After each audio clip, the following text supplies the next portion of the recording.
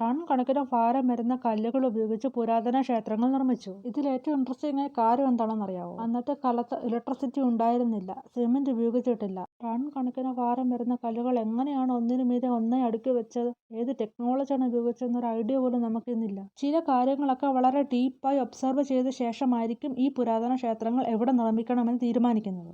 ക്ഷേത്രം നിർമ്മിക്കുന്നതിന് മുമ്പ് മണ്ണിന്റെ സ്വഭാവം, vibration level, ground water movement, magnetic balance എല്ലാം പരിശോധിക്കുമായിരുന്നു. ചില ക്ഷേത്രങ്ങളുടെ ബേസ് ആയിട്ട് മണൽപ്പാളികൾ, ചാർക്കോൾ ലെയേഴ്സ്, ലൈംസ്റ്റോൺ മിക്സ് ഇവയൊക്കെ ഉപയോഗിച്ചിട്ടുണ്ട്. ഇവ ഷോക്ക് അബ്സോർഷൻ ഗുണങ്ങളുള്ള പാർട്ടിക്കിൾസ് ആണ്. ഇത് ഇന്നുള്ള ക്ഷേത്രങ്ങൾ പല ഭൂകമ്പങ്ങളെയും മറ്റും അതിജീവിക്കാനുള്ളൊരു കാരണമായി.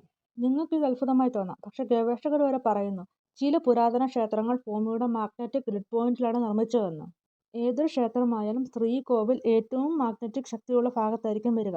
അവിടെ കുറഞ്ഞ വെളിച്ചമായിരിക്കും, ഉയർന്ന റെസണൻസ് ഏരിയയുമായിരിക്കും അത്. ഇത് സ്പിരിച്വൽ എക്സ്പീരിയൻസ് മാത്രമല്ല, sound vibration, echo resonance, mental calmness എന്നിവയ്ക്കും കാരണമാകുന്നു. നിങ്ങൾ ബൃഹദീശ്വര ടെമ്പിളിനെ കുറിച്ച് കേട്ടിട്ടുണ്ടായിരിക്കും. 1000 വർഷം പഴക്കമുള്ള ഈ ക്ഷേത്രത്തിന്റെ മുകളിലുള്ള കല്ല് ഏകദേശം 80 ടൺ ഭാരമുണ്ടെന്ന് കരുതപ്പെടുന്നു. ഇന്നും ആളുകൾ ചോദിക്കുന്നു, എങ്ങനെയായിരിക്കും ക്രെയിൻ ഇല്ലാതെ ഇത്രയും വലിയ കല്ല് മുകളിൽ എത്തിച്ചതെന്ന്. അത് വെറും ആർക്കിടെക്ചർ ആയിരുന്നില്ല, അത് ഏൻഷ്യന്റ് എഞ്ചിനീയറിംഗ് ഇന്റലിജൻസ് ആണ്. ഇന്ത്യയിൽ പ്രദേശങ്ങൾ മാറുന്തോറും ക്ഷേത്ര നിർമ്മാണ ശൈലിയും മാറിക്കൊണ്ടിരിക്കും. നോർത്ത് ഇന്ത്യയിലുള്ള ടൈപ്പ് ടെമ്പിൾ ആയിരിക്കില്ല സൗത്ത് ഇന്ത്യയിലേക്ക് വരുമ്പോൾ.